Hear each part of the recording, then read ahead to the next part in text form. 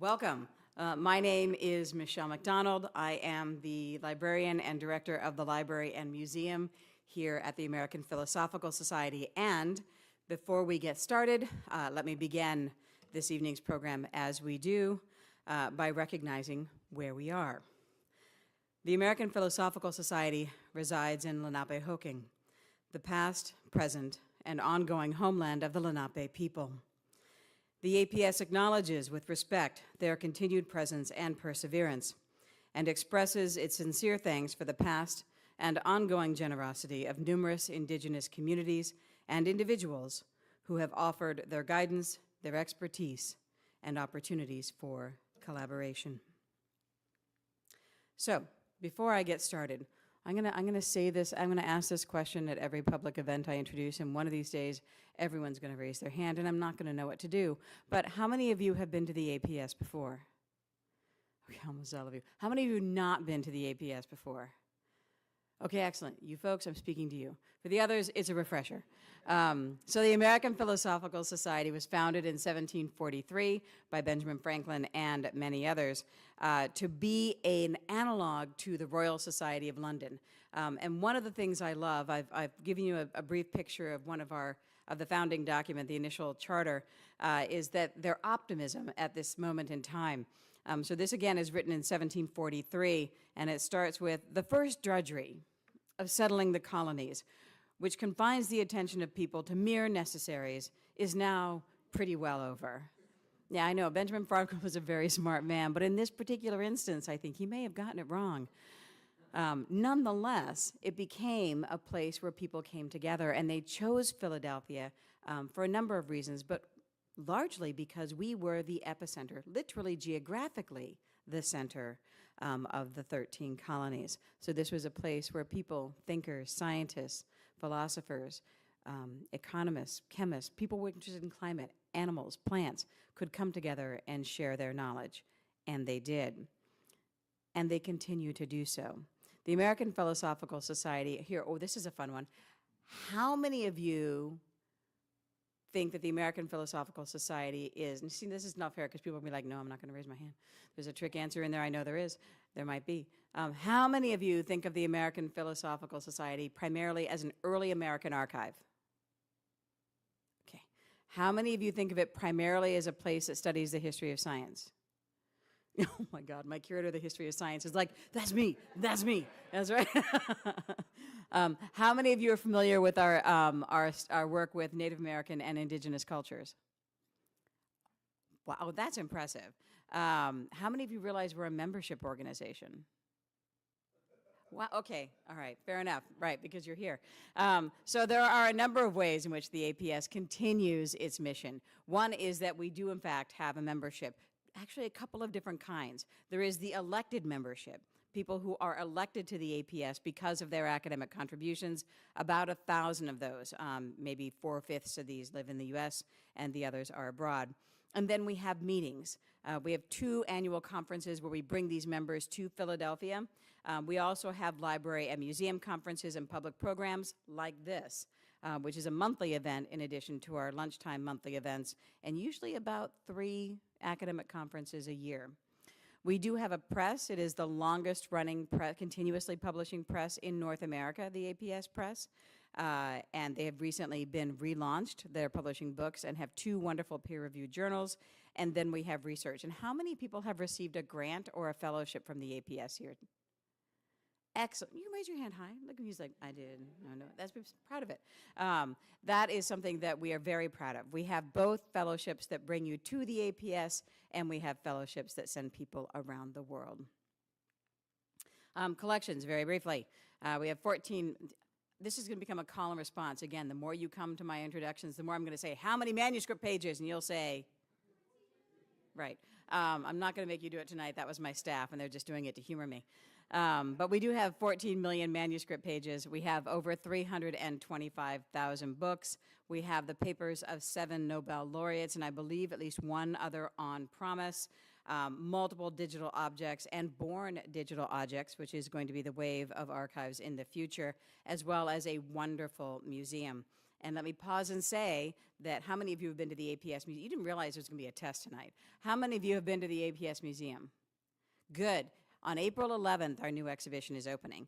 It's called Philadelphia, a Revolutionary City, and it is wonderful. For those of you who have not come, the museum is open free of charge Thursdays through Sundays, mid-April through the end of December. So I encourage you to come. I've already mentioned our 4 centers: Native American and Indigenous history, digital scholarship, early American history, specifically the American Revolution, and the history of science is where we both focus our collections and focus our research fellowships. And you might be asking how we do all of these things. And the answer is we do it with people like you. So this is the Friends Evening Lecture Program.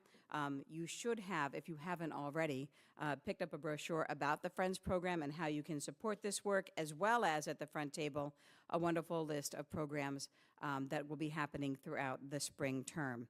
If you have any questions about the APS, about our programming, or about the Friends program, please feel free to ask any member of staff. And let me go ahead and embarrass them by asking them to raise their hands. Thank you. Okay, yeah, and emeritus staff. Thank you, Bob. Thank you. All right, that being done, it is now my pleasure to introduce tonight's program. Tonight we are looking at Amy Jane Cohen's Black Philadelphia in the Philadelphia Landscape, which recounts notable aspects of the Black experience from the late 1600s to the 1960s and how this history is marked in the contemporary city. It is no understatement to say that Black Philadelphians have contributed to the city's history since there was a city. And Cohen's approach to this material evinces the stability of these contributions over time. Each chapter, she focuses on a different individual or a different historical figure or a different event that made an impact on the environment, the Philadelphia city environment. Some names will be familiar: Charles Blockson, Richard Allen, W.E.B. Du Bois, people whose history you think you know, but who I think you might get to know better this evening, and others may be new to you. All of these individuals and more become the vehicle for understanding our city's development. And while the chapters are organized chronologically, they give, I think, a very strong narrative arc from the 17th century to the 20th century. Amy Cohen is an educator, a historian, and a writer. After 2 decades of teaching social studies, she became the Director of Education for History Making Productions and is a contributing writer for Hidden City, Philadelphia. Please join me in welcoming Amy to the podium.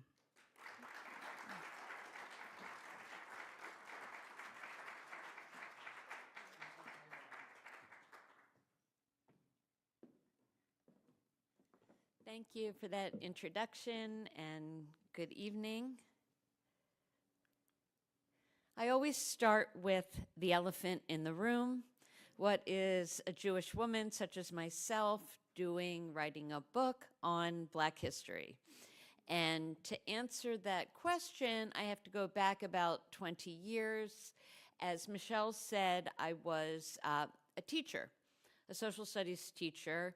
And in 2005, I was teaching at Masterman School, and a mandate came down from the school district saying that every high school student in the city, in the public schools, needed to take a year of African American history.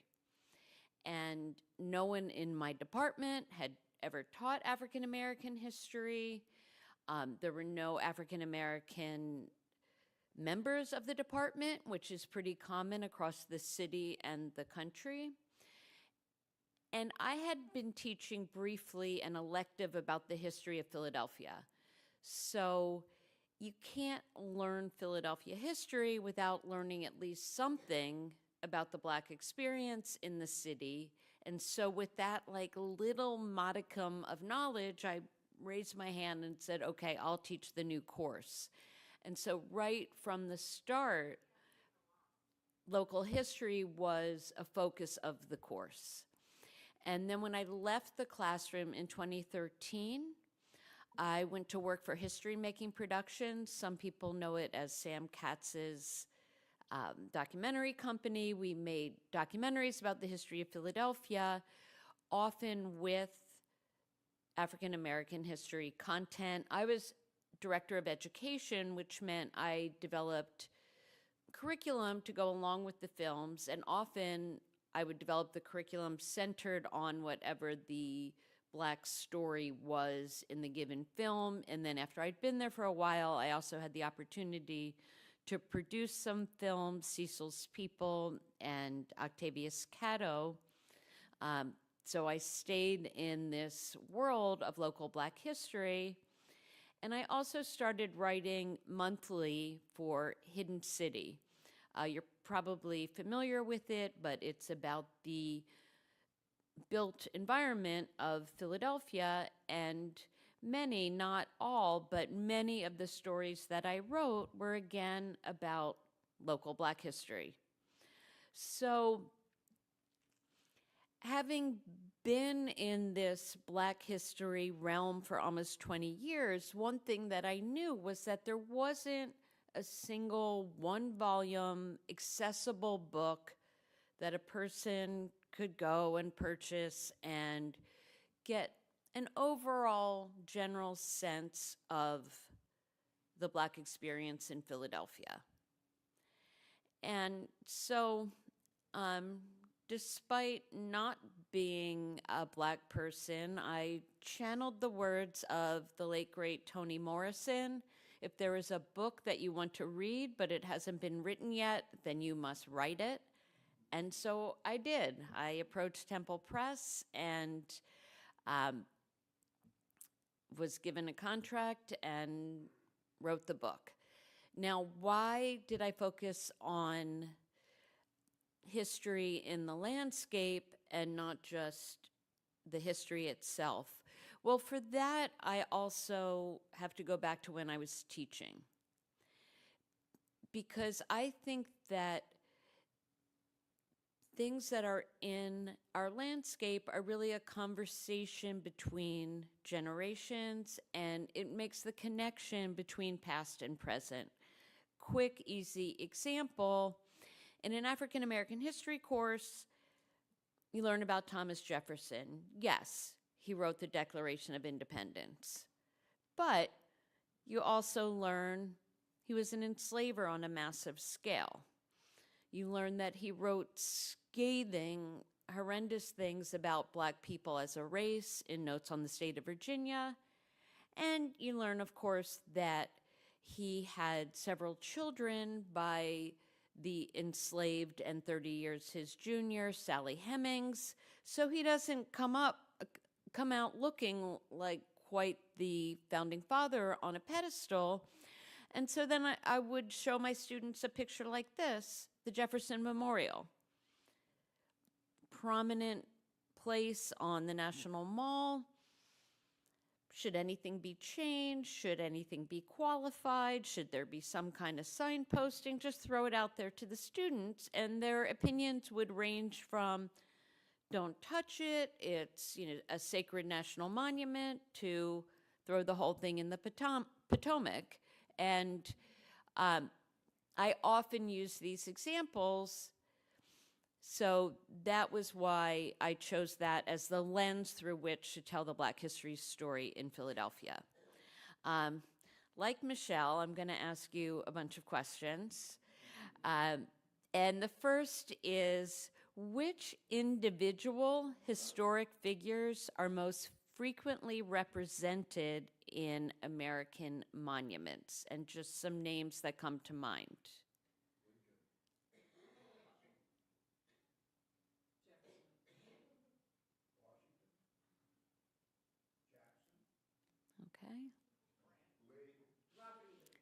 Okay, now I should have moved ahead more quickly because you guys are too smart. Number 6 is Robert E. Lee.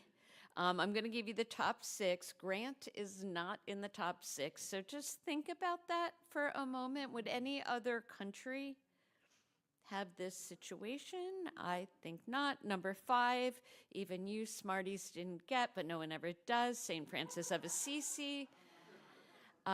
Number 4, Martin Luther King, which again is rarely guessed. Number 3, Christopher Columbus, which is a whole nother story, especially in a place where there's a big study of indigenous people, but we're not going to have to go there tonight. And as you probably surmise, number 2, George Washington, and number 1, Abraham Lincoln. And this, by the way, is the Abraham Lincoln statue that's on Kelly Drive across from Boathouse Row. It's actually one of the very early Lincoln statues. It dates to 1871. More questions for you. Hold up your fingers. Of the 50 most represented figures, how many do you think are people of color? And you know at least one already. Okay, I see 1, I see 2. Okay.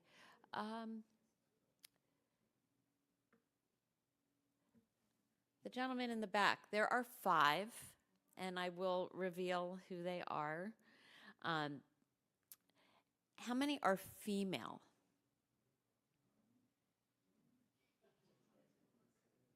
Okay, we have one right answer right there. There's actually 3. Okay, which most of you had up 1 or 2. And you were certainly on the right track because there are 11 times as many statues of mermaids as there are of female congresswomen. So, and then a much more serious question, and you don't need to put up fingers, even all your fingers and your toes wouldn't do it. How many were enslavers? Half, so 25 out of 50. How do I know this? It's because Monument Lab, a local organization based just a few blocks from here, but that has become nationally and even internationally known, did a huge audit that was published in 2021. So these numbers are fairly recent. My guess is that Robert E. Lee may have, since they did the audit, dropped from number 6, but doing this audit was a huge undertaking, and so these are the most recent numbers we have. In terms of the people of color, in addition to Dr. King, Tecumseh, Sacagawea, Frederick Douglass, and Harriet Tubman are on the top 50, and then the women, other than Sacagawea and Harriet Tubman, I'm surprised, well, actually, you can probably see it here, but it's one that Philadelphians should be able to get, Joan of Arc. Yes, very.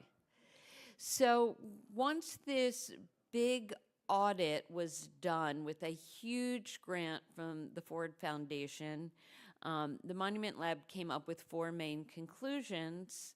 1, monuments have always changed. And within, I think, a week of the nation's founding, there was already a monument that was destroyed. What do you think it was? King George III, exactly, right here in Philadelphia. So monuments have always changed. The monument landscape is overwhelmingly white and male. The most common features of American monuments reflect war and conquest. And then finally, the story of the United States, as told by our current monuments, misrepresents our history. Or, as New York Magazine put it at the time of the publication, the nation's monuments are male, pale, and stale. So that's kind of the national picture. I'm going to spend the rest of the evening focused on Philadelphia. So monuments about Black history in Philadelphia. Well, there's this monument that most of you have probably seen because it is prominently located between Logan Circle and the Franklin Institute. It's the All Wars Memorial to Colored Soldiers and Sailors. You may have gone by it and never realized that there were black soldiers and sailors standing next to that image of liberty, which is the biggest image and is a white woman. It's, certainly a dated statue, but the chapter in the book about this statue, about this monument, tells the story of how it was always intended when the idea was first formulated and approved by the Pennsylvania legislature. The idea was that it was going to be on the Parkway. But once the statue was done in the early 1930s, the art jury, the all-white art jury, said, no way is that going on the Parkway. There was a whole back and forth that lasted a few years, and eventually it was put in Fairmount Park, kind of in an obscure corner, and did not come to the Parkway until 1996, 60 years later. And then, of course, in more recent times, the Octavius Catto Memorial. This was at the unveiling. So when this statue was unveiled in September of 2017, it was the first statue of an individual black person on public land in the entire city, 2017. And if you've been there, which I hope many of you have, it's not just a statue, it's a whole memorial that tells the story of Octavius Catto, this remarkable 19th century scholar, educator, baseball player, Civil War recruiter, civil rights leader, who was killed on Election Day in 1871. So once the statue went up, that was, a huge moment, a huge accomplishment. But then since the time it's been there, it has really served as an important symbol. It has become the gathering place for all kinds of social justice demonstrations. This is a press conference of black male elected officials when they wanted to encourage black men to vote. Of course, they used Catto as the backdrop. And then showing that, actually, let me ask you a question before I get to the next slide. How many of you have heard of Octavius Catto? How many of you would have heard of Octavius Catto had there not been a statue at City Hall? Okay, a smaller number. Now, Octavius Catto, as I said, I made a film about him, and I wrote a curriculum about him many years ago when he was truly an obscure person in the city's consciousness. So I was truly stunned when earlier this year I saw in the Philadelphia Inquirer, yes, I get the hard copy, I'm old, that in their ad campaign, they used an image of Octavius Catto, which means that they had to think, well, most people in Philadelphia, at least people that get the paper, are going to understand what that means. And that really kind of overwhelmed me. The first time I saw that ad, I took a picture and immediately sent it to Dan Biddle and Mary Dubin, who some of you may know. They were the authors of a book called Tasting Freedom that was a biography of Catto and his times that came out in about 2010, I think. Okay, but that's it for monuments, the All Wars Memorial and Catto, so clearly there has to be more to monuments than those two, or it would be a very short book. So other than monuments, how do we honor historic people, events, and institutions in the landscape? Murals? Plaques? Yes. Public buildings? Street signs, street names. Okay, good job. All right, so I'm going to start with markers because that's the one I'm most familiar with, and they are the most ubiquitous. I've had a thing for markers, especially since when I was teaching that course on local Philadelphia history, my students applied for this marker about about an anti-Black riot that happened in 1842, and it was accepted and dedicated. And having gone through that with my students, it really made me realize that the history that we see around us, we can help shape that. That just normal citizens and even high school kids can help to shape the history that we tell ourselves and our visitors. But until the early 1990s, the only marker in the city that directly referenced Black history was this one that's very close. It's around the corner on 5th Street, just south of Walnut, the original site of St. Thomas African Episcopal Church. And that was there since the 80s, but other than that, no other markers about Black history. So Charles Blockson, who I'm sure many of you are familiar with, a scholar and collector of Black history, saw this absence and got some grant money from the William Penn Foundation and applied for dozens of historical markers. And most of those applications were accepted. If you look at many markers around the city that mark Black history sites and individuals and so forth, you'll see it'll say 1991 or 1992. It's a pretty safe guess that was one of Blockson's original markers. At this point, about a third of the markers in the city directly reference Black history. This marker was actually unveiled in 2016. That's Blockson himself, who has since passed away, doing the actual unveiling. And this was one about the Pennsylvania slave trade. And he did say of all the markers he was responsible for, this marker that's on the Delaware River is the one he was most proud of. I use this marker as an example partly to give you a sense of the bookends of the scope of the project. So I begin in the 1600s because the Black presence has been here that long. And then I go up to the 1960s, and someone said murals. Yes, Philadelphia truly is a city of murals. This mural is of Father Paul Washington, the leader of the Church of the Advocate, who was a supporter of the Black Power movement. And that's the other bookend of the book. So it goes 1600s to 1960s. Okay, someone else said names of public buildings. This is a school in South Philadelphia.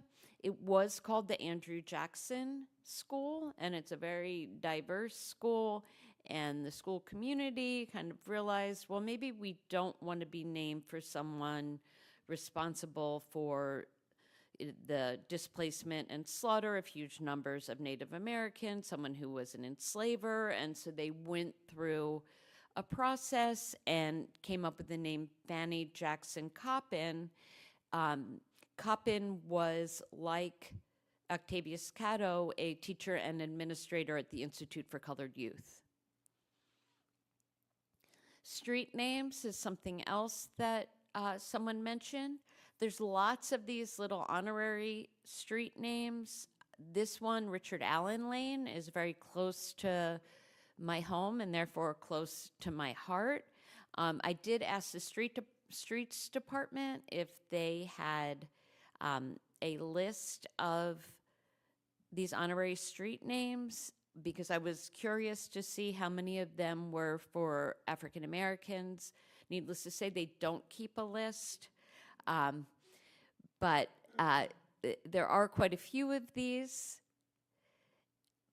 But changing an entire street name, not just putting a red band up, is much more complicated undertaking and much less common. So it did happen in the 1980s when Columbia Avenue was renamed for Cecil B. Moore. And soon it will be happening for Taney Street.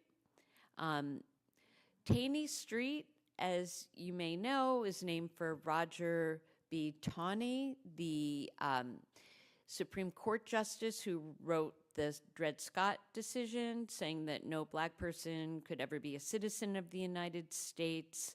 He has no connection to Philadelphia. Even his direct descendants have said that they would like to see the name changed, and so activists along Taney Street, including children, got involved, and they chose the name Caroline LeCount, who was also an educator at the Institute of Colored Youth and then other places. She was Cato's fellow civil rights activist and his fiance.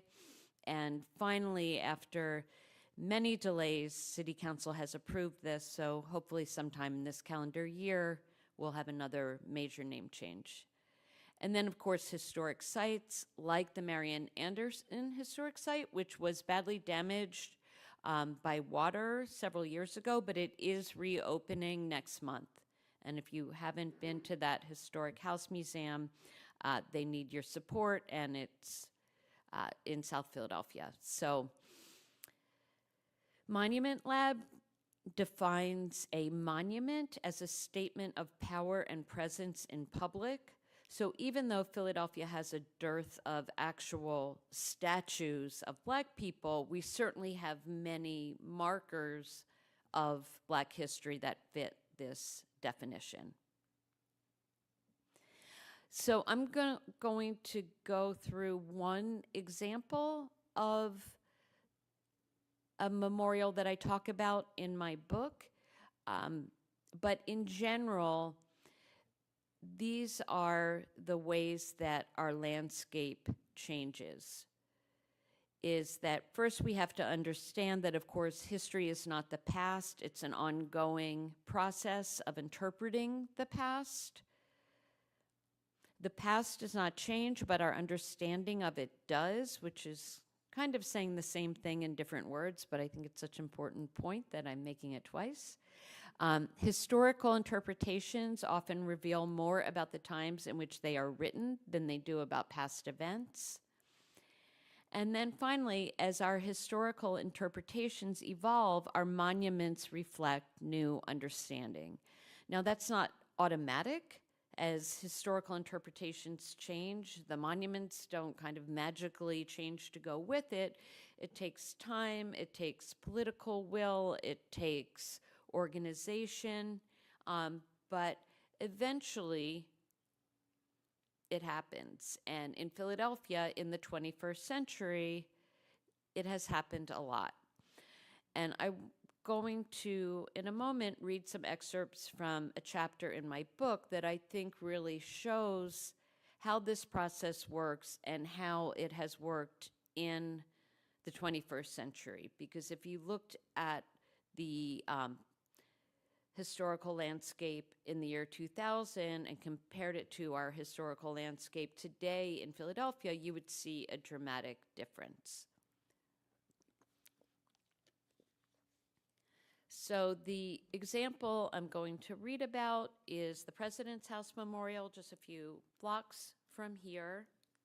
And of course, it's built on the site of what was the Robert Morris House or the President's House at 6th and Market, where both George Washington and then later John Adams spent some of their presidency. So I'm not reading the whole chapter, just some excerpts. So I will start here. When Washington left office in 1797, John Adams became the next resident of the President's House. Adams and his son, John Quincy Adams, were the only two of the first 12 U.S. presidents who did not own enslaved people. Although the national capital was supposed to move to the banks of the Potomac, leaders in Pennsylvania tried mightily to keep the capital in Philadelphia. A mansion 3 times the size of the President's House was constructed on 9th Street as a luxurious abode for the nation's chief executive. Adams, however, could not be enticed to decamp to this grand residence, even when the city doubled the rent on the President's House to force the move. In December 1800, Adams became the first president to inhabit the White House in Washington, D.C. The Philadelphia President's House was initially sold and became a hotel. As the surrounding area became increasingly commercial, the once elegant dwelling was gutted and converted into 3 stores on the ground level with a boarding house on the floors above. Although the facade of the building was significantly altered, some of the original walls were still in place until 1951. And this is a 1949 photo. So this Washington Hall clothing store had some of the original walls. But in 1951, the entire structure, along with hundreds of other longstanding buildings, was demolished to make room for Independence Mall. So you can see Independence Mall up there. And then this is where the president's house would have been. Another site from a different angle. A public restroom, that's what you're seeing there, was built on the president's house site. A small plaque indicated that the toilet facility sat atop the former home of presidents. In late 2000, an archaeological dig on Independence Mall revealed that a proposed new home for the Liberty Bell, a symbol long associated with freedom, overlapped some of the outbuildings of the president's house. In January 2002, construction of the Liberty Bell Center was well underway when a bombshell revelation about the location of the new structure came out in the winter issue of the Pennsylvania Magazine of History and Biography. An article by the independent historian Edward Lawler meticulously presented information about the architecture and appearance of the president's house. Among his findings, quote, "The last thing that a visitor will walk across or pass before entering the Liberty Bell Center will be the slave quarters that George Washington ordered added to the president's house." So when this article was published, it created quite a stir among historians and then among journalists, among members of the general public. The initial response of the Park Service is, well, you know, we've already had all our placards approved and everything, and we're just going to leave things as they are. And the activism kept up, and eventually they did agree to indicate at the entrance that it was next to the president's house, and that's where I'm going to pick up my reading.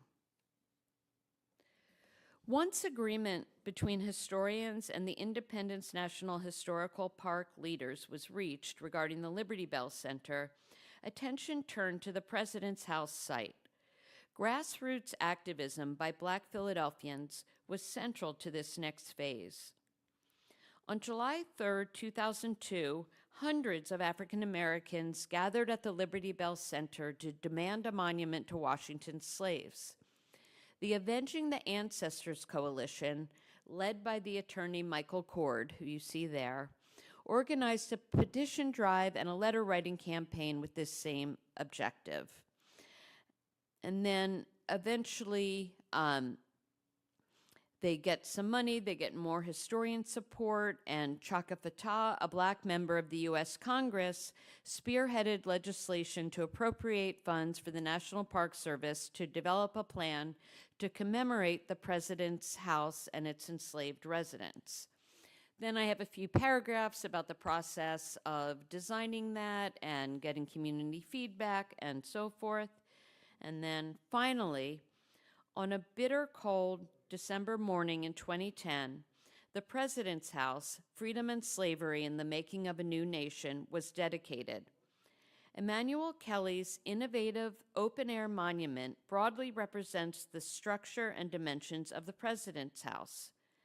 Historical reenactments are displayed on video monitors perched on brick walls above faux fireplaces. A granite wall lists the names of each person enslaved at the president's house.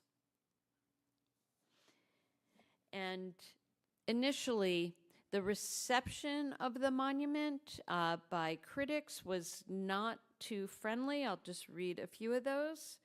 Critics panned the new monument's form and content. Inga Saffron, writing for the Philadelphia Inquirer, called it a confused jumble of bricks. Edward Rothstein of the New York Times described it as lacking both intellectual coherence and emotional power. In the Pennsylvania Magazine of History and Biography, Stephen Kahn wrote of the video monitors mounted on chimney walls. Rather than evoke one of the grandest houses in 18th century Philadelphia, these make the place feel more like 21st century McMansions. But there also were mixed reviews, and I want to read you something that also Inga Saffron wrote about it. She said, as the first federal site to acknowledge the congenital defect of slavery, the project's very existence is special. It's not until you are inside the space that you understand the memorial as a full-throated expression of pain and rage. Sure, Washington's tenure there is virtually reduced to a footnote, but at least that story can be found in books. This is the rare memorial where history's collisions can be experienced firsthand. And I'll finish up with, love it or hate it, the President's House Memorial is a manifestation of a sea change in how Black history is represented in Philadelphia. In 2002, leaders of the National Park Service sought to maintain the fiction of heroic founding fathers creating a glorious nation characterized by liberty and justice for all. They eschewed input from academics and the general public. Over the course of less than a decade, however, the orientation of the Park Service changed dramatically. The history presented to locals and tourists at the President's House Memorial and elsewhere has become significantly more challenging, more complex, and more inclusive. Adjacent to the Liberty Bell Center, where officials once resisted including information about slavery, sits an entire structure whose purpose is to make visitors contemplate the people whose bondage helped to build our country. And then what follows in this chapter is a reflection by Michael Cord about his feelings about the memorial, and about half the chapter have similar reflections, and then every chapter has a to-do list, kind of videos to watch or places to visit or primary sources to look up online to learn a little more about whatever the topic is. I'm just going to share with you one more quick example of a modification to the landscape before I take your comments and questions. And this one is about a much more contemporary aspect of history, the Girard College protests. As some of you may know and may even remember, in 1967, Cecil B. Moore led a protest around the walls of Girard College, a school that was for fatherless white boys, according to the will of Stephen Girard.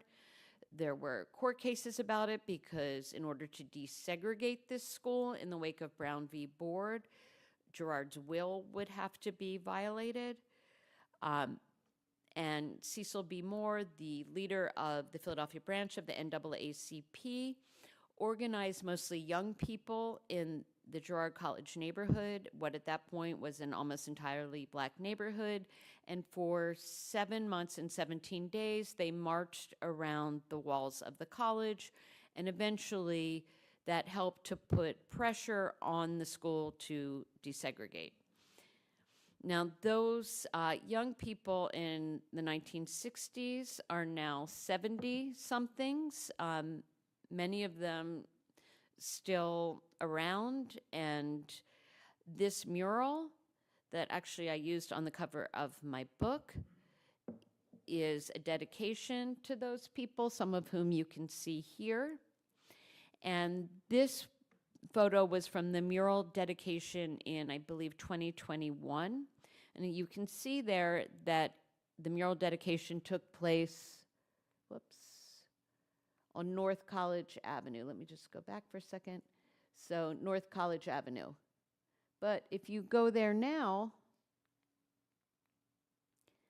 there's one of these honorary street signs that says Freedom Fighters Way, because those young people who back in the day called themselves the Young Militants, today call themselves the Cecil B. Moore Philadelphia Freedom Fighters. And this honorary street name just happened in October. There was a lovely ceremony. There I am. And there's a lot more people than it looks like, because there's a whole lot of seats in front of where I'm standing. So there were, a couple hundred people on this beautiful October day. And the freedom fighters were just thrilled for this honor. That's City Councilman Jeffrey Young, who sponsored the legislation to get the honorary street name. But the idea of changing the street name came from third graders at the Germantown Friends School. And so these third graders, now they're big fourth graders, were also there with their teacher. And following the dedication, there was a sort of recreation of the March Around the Wall, that it was both the today's Girard College students, which are over 90% African American and over 50% female, did this march with the Germantown Friends students. And the reason that I'm sharing this kind of very minor alteration to the landscape is just to share the idea that it can be very community building. And I think right now is a time where people are kind of concerned about our collective future. But within community, we can change the stories that we tell. We can tell the untold stories, and we can learn from and about each other in the process. And I always like to close with this quotation. It's from the young poet Amanda Gorman, who read her poem, The Hill We Climb, at Biden's inauguration. And what she says here is really what I hope is the big takeaway of both my presentation and my book. She said, "Being American is more than a pride we inherit. It's the past we step into and how we repair it." So with that, I want to really thank you for coming out tonight, because it's just not a beautiful evening. And I didn't know if there'd be anyone here but my husband and the APS staff. So I really appreciate you being here. Thank you.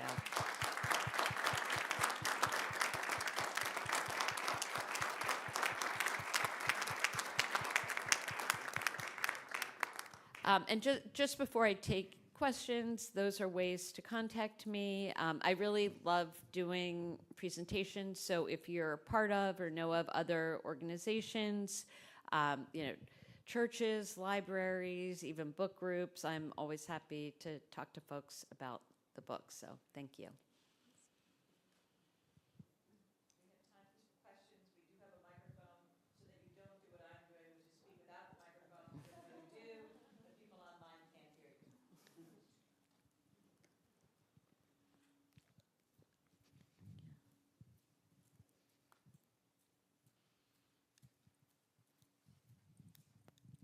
Thank you, Amy, for a very interesting presentation. I'm just curious, is what's happening in Philadelphia with more and more awareness, I guess I'll say, of the Black experience? Is that happening around the country as well? I had lunch with some friends today who were talking to me about how the Tulsa race riots are represented in Tulsa, and it seems to me that at least in a number of places that's sort of a movement in the country. A couple of weeks ago, we were at the International African American Museum in Charleston, and again, just bringing this message to the forefront. Any thoughts on that? Yeah, I have a lot of thoughts because there is a lot of good news. I actually, in the introduction, I talk about having my stepdad's relatives visiting Philadelphia from Tulsa. And I gave them like a Black History tour of Philadelphia. And then I was asking them about the Tulsa massacre from 1921. They were shocked that I had heard of it. But, so that would have been sometime in like the 20-teens. By the time the 100th anniversary came around, it was broadcast live on national television because there had been, in part because of the racial reckoning, if you will, following the police murder of George Floyd, there had been kind of this explosion in interest in Black history, and it was live on, CNN and all kinds of stations. And I was actually in Tulsa this year and got to see the museum and the memorials and everything out there. So on the one hand, yes, that is going on. I hear great things about the museum in Charleston. Quick story, our daughter was down there with her boyfriend a couple weeks ago, and they were going to go to the museum. And it must have been Sunday, January 19th, and they went to the museum. Biden was there. It was his last day in office. She said, how often do you so they had to go back on King Day, but anyway. So there has been all this progress. At least in some parts of the country, I think we know that there is going to be regress. Fort Liberty was just renamed Fort Bragg, for example. Now it's not named for a Confederate general anymore. Pete Hegseth found some other, like Sergeant Bragg from the Second World War. I mean, it's great for him. But anyway, so I think there will be retrenchment, but I do think that Philadelphia is doing a very good job. And just one more quick anecdote. A book came out about a year ago, right after mine, called A Black Philadelphia Reader, and I did a joint event with the author of that, who lives in New York. It's an anthology of Black writing in Philadelphia.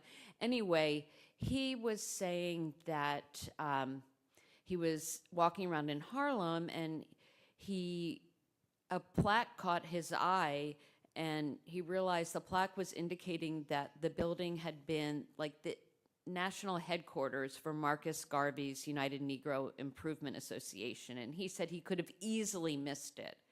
And, in Philadelphia, there is a marker by our kind of shabby and not in great shape and needs love UNIA headquarters, but I think Philadelphia has done a pretty good job.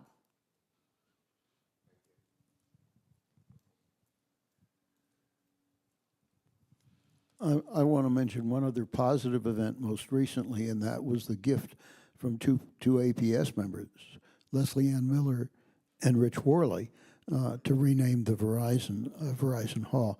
But I also have a rather different twist, and that is, are there notable absences that also mark recognition of blacks in Philadelphia? The one that, I haven't been here very long, but the one that occurs most to me is the removal of Rizzo's statue from the City Hall. And I wonder if there are other absences here that are in some sense recognitions of Black history. Okay. So absences in terms of statues being removed.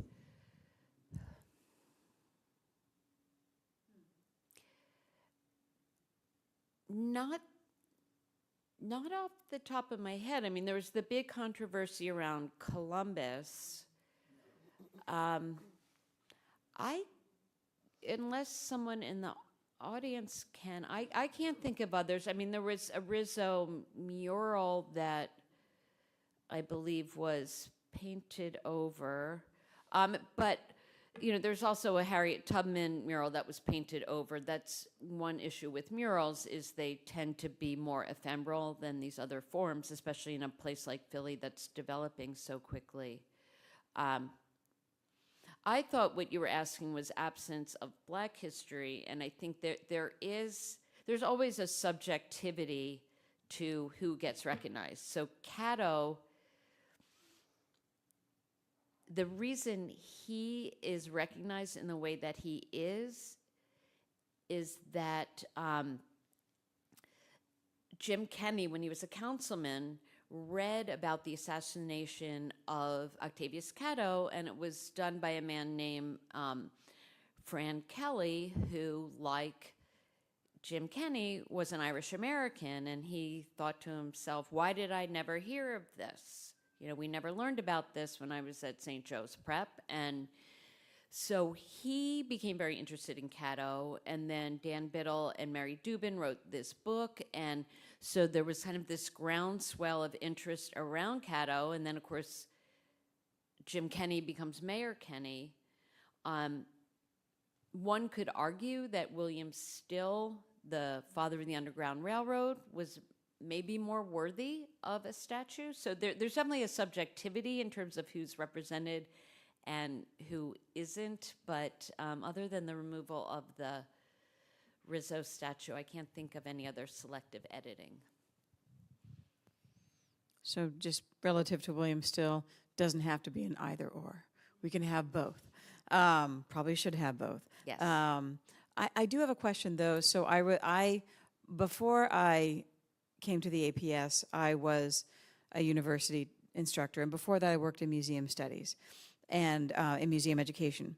And I remember watching the President's House became a case study, right? Mm-hmm. That we would work through in our classes, sometimes in a good way, because it was how communities work with mm-hmm. academics and public historians to help craft, to help shape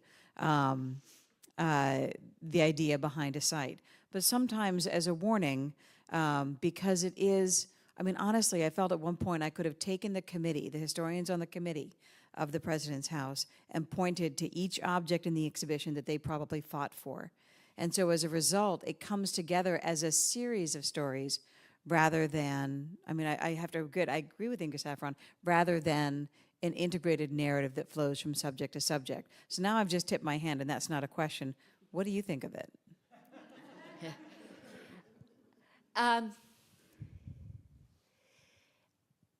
I mean, I've taken groups there several times, and which has made me like it more and like it less, in the sense that there's kind of something for everyone. There's Ona Judge's footsteps in the sidewalk. There's the vitrine where you can see the archaeology. You can watch videos. You can read the placards. So it's a lot.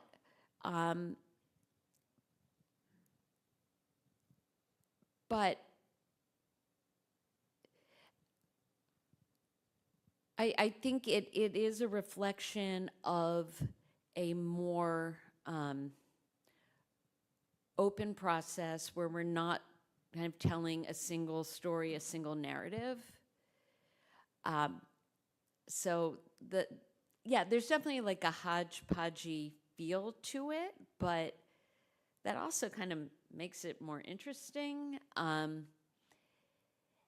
And speaking to people in the Park Service when I was doing the research for the book, it really was just this seminal moment in interpretation of history, through including the Black experience. But my title of the chapter on the President's House Memorial is P.S. George Washington slept here, so. But there's a lot of places to learn about George Washington. So, and anyway, so I think it's interesting, and it was a challenge. I think this will be our last question tonight.